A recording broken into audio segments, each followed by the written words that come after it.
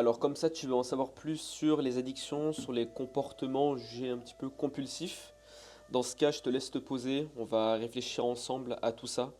On va notamment voir, selon moi, pourquoi beaucoup de personnes se trompent sur le sujet et notamment du coup dans les solutions qu'ils proposent, pourquoi ces solutions ne fonctionnent pas. Pourquoi je pense aussi que la discipline, dans la plupart des cas, ne va pas nous permettre de réussir à surpasser ces addictions, que ce soit des addictions au téléphone, au porno, à n'importe quel type d'addiction ou justement ces compulsions un petit peu, ces comportements compulsifs. Et pour finir, on va réfléchir ensemble à une solution.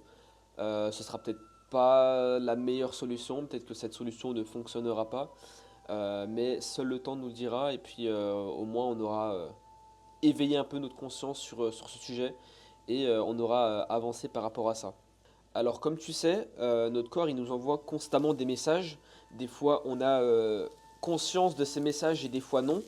Ce sont des messages, des informations, comme par exemple quand on se blesse, notre corps nous envoie des signaux, des informations comme quoi il y a un problème à un endroit, qu'on on est blessé.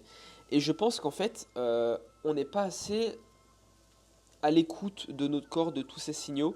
Je pense qu'en fait, tous les comportements un petit peu addictifs ou les compulsions sont, selon moi, juste des signaux d'un problème un petit peu plus profond.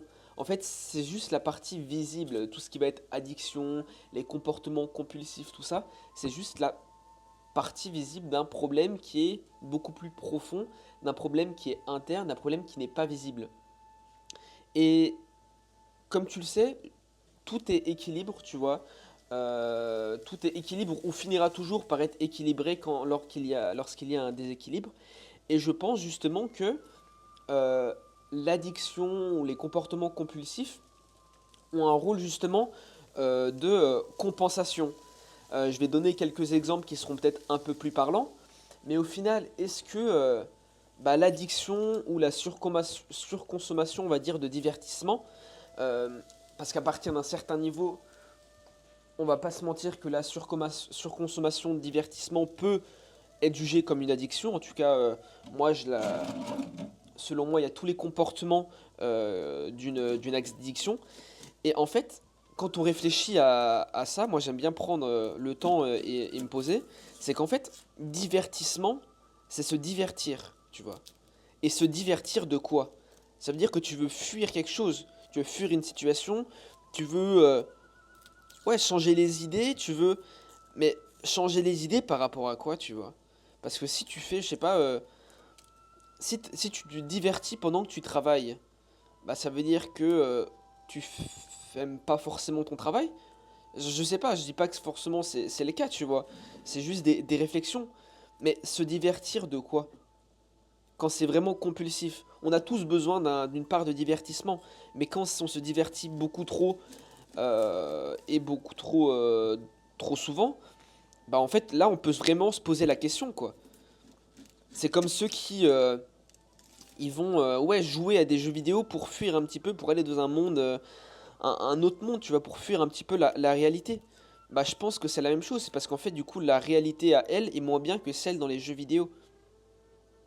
Et je suis pas là en mode critique ou je sais pas quoi. Je suis juste en train de réfléchir, à analyser un petit peu la situation, tu vois. Mais ouais, réfléchissons à se divertir de quoi. Et en fait, c'est la même chose pour beaucoup de choses. C'est que par exemple, le porno, quand on est addict au porno, ça veut dire qu'il y a un problème beaucoup plus profond.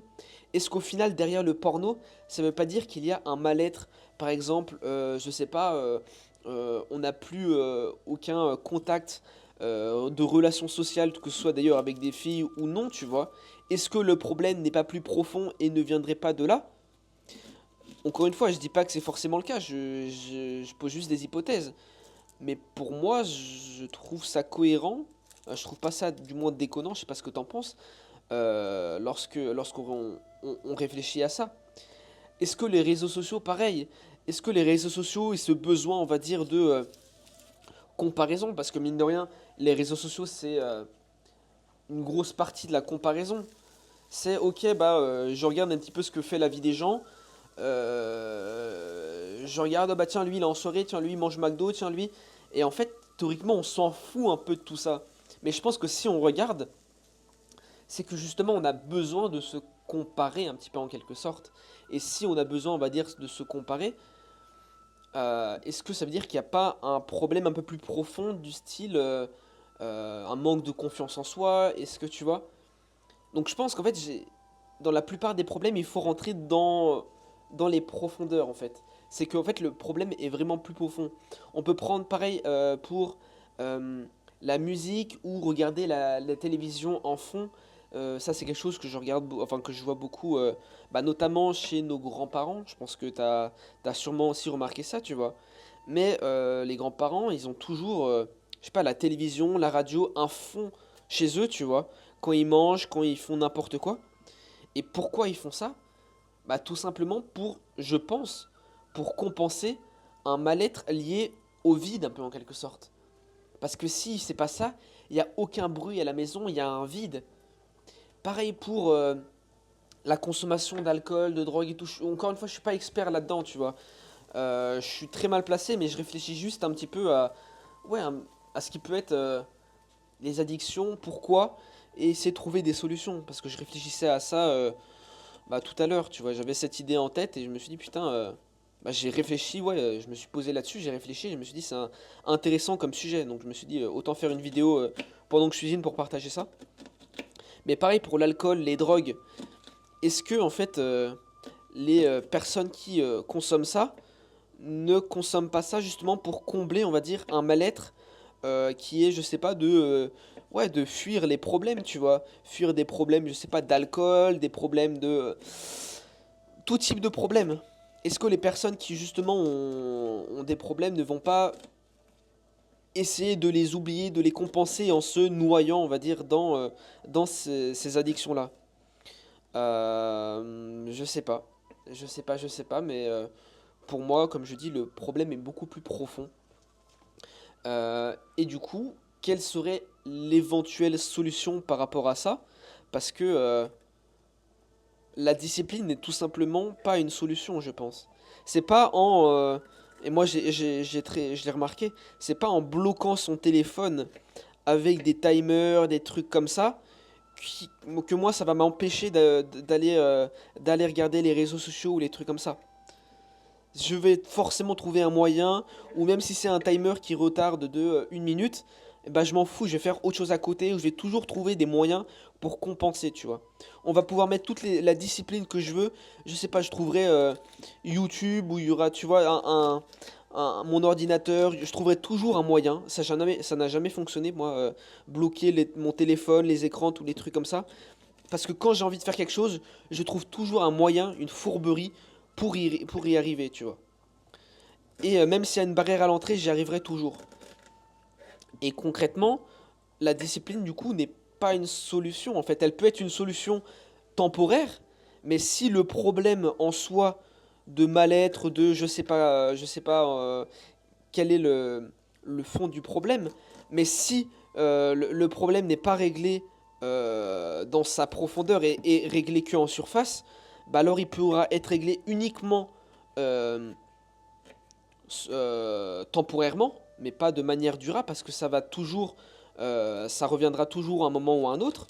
Il y aura toujours un craquage, parce qu'il faut pas oublier qu'il y a toujours une partie visible et une partie un petit peu cachée, quoi. C'est la partie un petit peu immergée de l'iceberg, mais qui est beaucoup plus, bah, d'un point de vue taille, elle est beaucoup plus importante, quoi. Donc voilà pourquoi je pense que la discipline n'est pas la meilleure solution. Ça peut fonctionner et je pense que ça fonctionne en fait quand la discipline permet justement de faire ce travail en profondeur, mais la discipline ne va pas toujours faire le travail en profondeur. Ça peut être une conséquence. Enfin, ce travail en profondeur peut être une conséquence de la discipline, mais c'est pas le but premier et c'est pour ça que pour beaucoup de personnes ça ne fonctionne pas. Et du coup, bah, faut vraiment, la solution, faut vraiment se poser, réfléchir un petit peu, avoir ce travail d'introspection sur, ok, pourquoi je me divertis autant? Et en fait, quand on réfléchit, bah, ça veut dire que ton taf, tu l'aimes pas forcément, tu vois. Parce que si tu kiffais vraiment ton taf, t'aurais pas besoin de te divertir.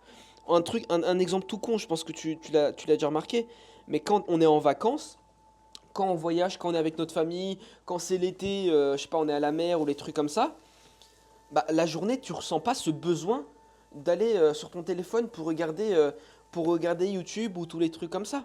Ou ouais, pour aller sur les réseaux sociaux, bah, en fait, tout simplement parce que bah, on est bien, quoi. On est bien. Et encore une fois, je suis pas un expert. Moi, je partage juste là la réflexion que j'ai et mes apprentissages un petit peu du quotidien. Mais je trouve, bah, quand on réfléchit, tu vois, les personnes un petit peu bien, on va dire, que ce soit du coup financièrement, que ce soit avec la famille, que ce soit en santé, que ce soit... ouais, en fait, les personnes bien, j'ai l'impression qu'elles ont pas ce type de problème, ou très peu au reste comparé aux autres personnes. Et justement, je pense que ça vient de là. Les personnes qui sont, on va dire, heureuses, équilibrées, bien dans leur peau, et bah elles ont pas ces problèmes et du coup elles ont pas ces addictions. Elles ont pas ce mal-être et et, euh, et encore une fois, on y aura toujours des contre-exemples sur oui, ben non, il y a des personnes qui sont équilibrées, qui sont heureuses et tout, qui ont quand même des addictions. Oui, il y aura toujours des contre-exemples, mais quand on regarde dans la globalité, quand on regarde, je pense, des statistiques, je pense que toutes les statistiques vont dans ce sens-là. Donc voilà, la solution c'est je pense, de réfléchir à pourquoi, euh, pourquoi on a ces addictions et travailler là-dessus, quoi. Travailler là-dessus, travailler en profondeur, ça prendra beaucoup plus de temps, c'est chiant à faire, c'est douloureux, on n'a pas envie, il faut se poser, il faut réfléchir, faut un travail d'introspection, quoi. C'est genre, ouais, se poser pendant une demi-journée, tout.